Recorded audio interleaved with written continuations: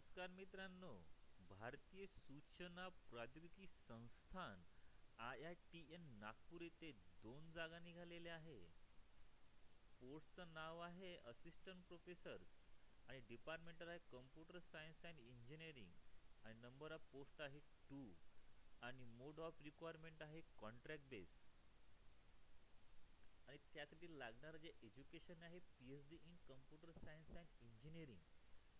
आणि तुम्हाला राहणार आहे पगार महिन्याचा 55,000 रुपये.